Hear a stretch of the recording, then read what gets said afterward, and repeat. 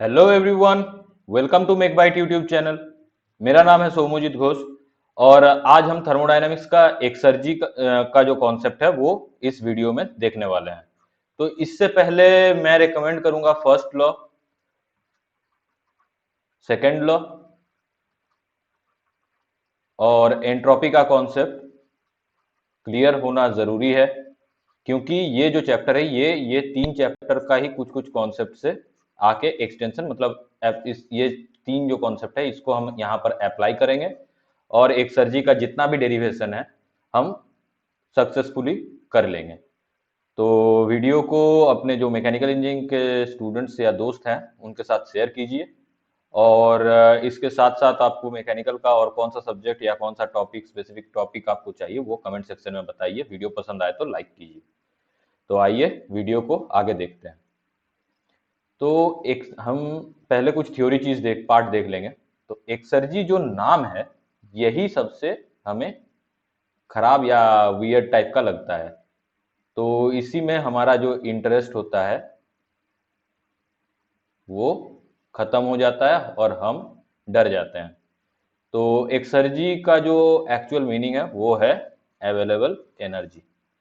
अब available energy जब हमें मालूम चल गया तो हम कुछ कुछ ये सेकंड लॉ से लिंक कर लेंगे, क्योंकि जितना पूरा हीट को तो हम यूटिलाइज नहीं कर सकते हैं।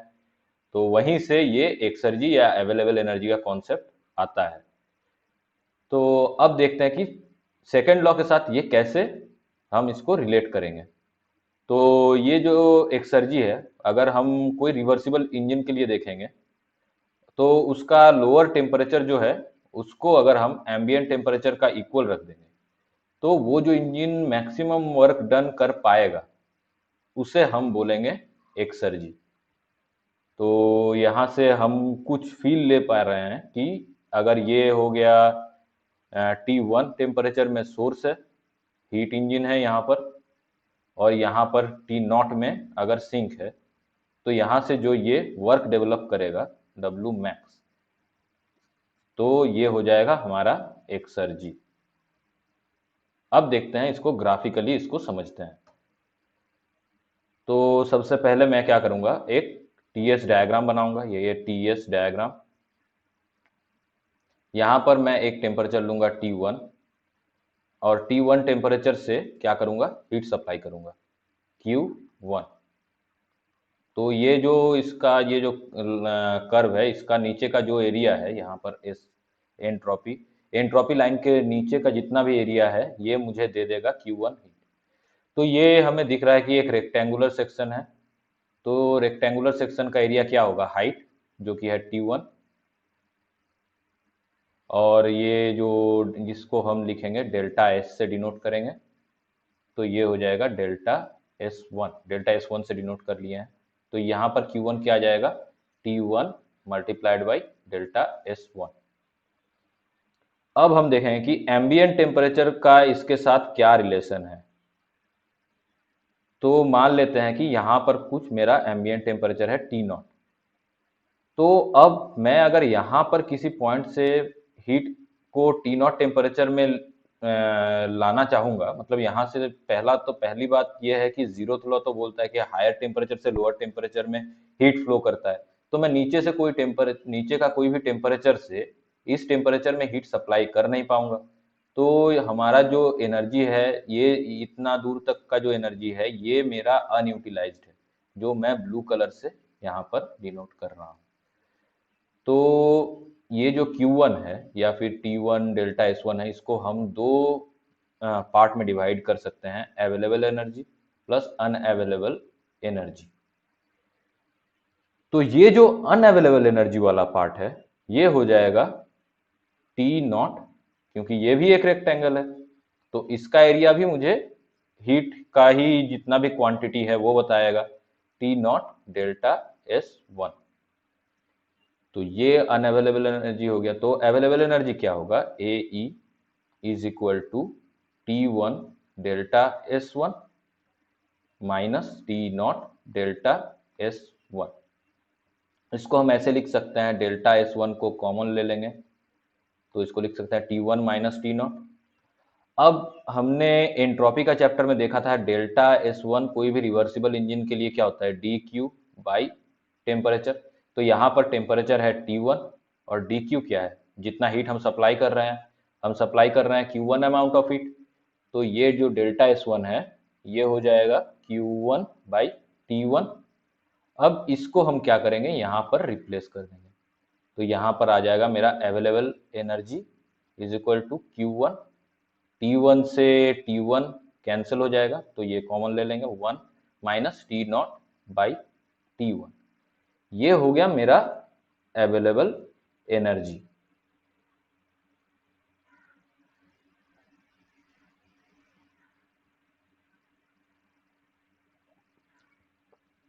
अब क्या करेंगे, अब यही जो प्रूफ है इसको हमने जो ये स्टेटमेंट दिया था यहाँ पर, ये जो स्टेटमेंट है इस स्टेटमेंट से हम अवेलेबल एनर्जी, ये तो एक प्रोसेस हो गया, और उस स्टेटमेंट से भी हम अवेलेबल एनर्जी कैलकुलेट कर सकते हैं। तो हमें क्या मालूम है एफिशिएंसी क्या होता है, कोई भी थर्मल एफिशिएंसी कोई भी इंजन का, W net by Q supplied. तो ये क्या हो जाएगा, डब्ल्यू नेट, मतलब यहाँ पर जो T1 टेम्परेचर है और यहाँ पर जो T0 टेम्परेचर है, ये दोनों टेम्परेचर का बीच में कर रहे हैं, और यहाँ पर Q1 amount of heat supply हो रहा है। तो यहाँ पर W net by Q S का जगह में हम लिख सकते हैं Q। अब आ जाते हैं कार्नोट एफिशिएंसी पर। ईटा सी इज इक्वल टू क्या होगा, 1 minus t not divided by T1। तो कार्नोट एफिशिएंसी क्या देता है, मैक्सिमम एफिशिएंसी। तो मैक्सिमम एफिशिएंसी मतलब क्या, मैक्सिमम वर्क। तो इसको हम इसके साथ इक्वेट करेंगे और डब्ल्यू नेट का जगह पर डब्ल्यू मैक्स लिखेंगे। तो यहाँ पर डब्ल्यू मैक्स क्या हो जाएगा, डब्ल्यू max by Q1 is equal to 1 minus t naught by T1। अब इसको हम अगर सिंप्लीफाई करेंगे तो आ जाएगा डब्ल्यू max is equal to Q1 1 minus t naught by T1। यही हो गया मेरा अवेलेबल एनर्जी या फिर मैक्सिमम वर्क जितना हम एक्सट्रैक्ट कर सकते हैं। और यहाँ पर आप अगर गौर से देखिएगा तो आपको ये भी समझ में आ जाएगा कि ये जो एक्सप्रेशन है, ये एक्सप्रेशन और ये वाला जो एक्सप्रेशन है, ये एक्सप्रेशन दोनों सिमिलर है। तो हमने जो यहाँ पर ये एक स्टेटमेंट दिया था इसको भी वैलिडेट कर दिया। अब आगे बढ़ते हैं। अब हम जो नेक्स्ट देखेंगे वो है loss in available energy.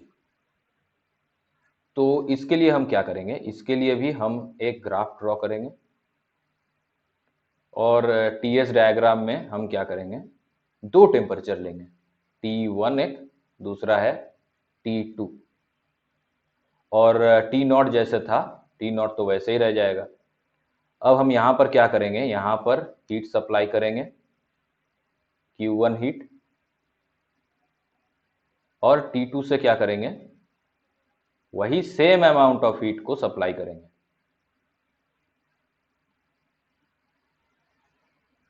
T2 से भी Q1 हीट सप्लाई करेंगे। तो यहाँ पर Q1 क्या हो जाएगा, T1 डेल्टा S1, क्योंकि ये जो डिस्टेंस है ये हो जाएगा मेरा डेल्टा S1।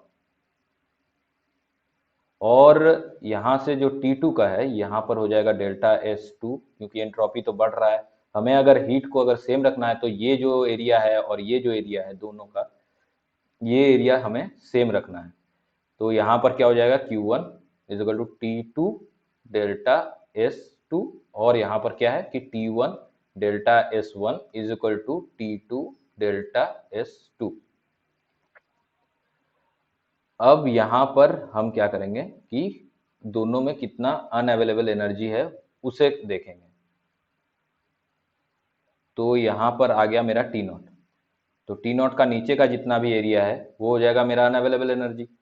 तो जो T1 से हीट सप्लाई हुआ है उसके लिए क्या होगा, ये जो एरिया है ये हो जाएगा मेरा अनअवेलेबल एनर्जी। तो यहाँ पर मैं लिख सकता हूँ UAE1 is equal to t naught delta S1। ये जो मैं येलो कलर से डिफाइन कर रहा हूँ, ये हो जाएगा मेरा T2 टेम्परेचर के लिए अनअवेलेबल एनर्जी। तो T2 टेम्परेचर के लिए अनअवेलेबल एनर्जी क्या हो जाएगा, UAE2 is equal to t naught delta S2। तो यहाँ पर हमारे लिए क्लियरली विजिबल है कि T1 टेम्परेचर से जो हीट आया था उसके लिए अनअवेलेबल एनर्जी यही वाला पोर्शन है, लेकिन T2 के लिए ये पूरा, तो यहाँ पर T2 में हमारा अनअवेलेबल एनर्जी बढ़ रहा है। तो यही लॉस को, ये जो एरिया है, इसी का एरिया हम अब कैलकुलेट करने वाले हैं, जो कि हमारा जो ये Q1 टेम्परेचर से Q1 हीट को हम जब T1 के जगह से मतलब छोड़ के T2 से अगर हम सप्लाई करेंगे तो हमारा कितना अवेलेबल एनर्जी में चेंज होगा, वही हम देखेंगे लॉस इन अवेलेबल एनर्जी में। तो लॉस इन अवेलेबल एनर्जी क्या हो जाएगा, W max1 minus W max2। अब लॉस इन अवेलेबल एनर्जी क्या होगा, तो ये इसका W max1 का जितना भी अवेलेबल एनर्जी था उससे मैं W max2 का जितना भी अवेलेबल एनर्जी है उसको अगर माइनस कर दूंगा तो हमें ये वाला एरिया मिल जाएगा। तो अब यहाँ से क्या करेंगे, अब यहाँ से इसको अगर हम सिंप्लीफाई करेंगे तो Q1 minus Q1 T naught by T1 minus Q1 plus Q1 T naught by T2। तो यहाँ से Q1 कट जाएगा और इसको अगर हम सिंप्लीफाई करेंगे, यहाँ से हम अगर Q1 को कॉमन ले लेंगे तो यहाँ पर आ जाएगा T naught by T2 minus t naught by T1, जो कि यही एक्सप्रेशन हमें दे रहा है। तो आज का लेक्चर यहीं तक रखते हैं। नेक्स्ट लेक्चर में हम देखेंगे अवेलेबिलिटी क्या होता है, मतलब ये जो अवेलेबिलिटी है बिलिटी है, ये इसी का एक्सटेंशन है। उसमें हम इसमें तो हम मैक्सिमम कितने एनर्जी एक्सट्रैक्ट कर पा रहे थे वो देखे हैं, और उसमें हम देखेंगे मैक्सिमम पॉसिबल वर्क कितना है, मतलब जो मैक्सिमम एनर्जी हम एक्सट्रैक्ट कर रहे हैं उसमें से भी हम कितना यूज कर सकेंगे। तो नेक्स्ट लेक्चर भी इंपॉर्टेंट होने वाला है, तो नेक्स्ट लेक्चर में ये वाला चैप्टर भी खत्म हो जाएगा। तो वीडियो को देखने के लिए धन्यवाद। मिलते हैं नेक्स्ट लेक्चर में। Thank you.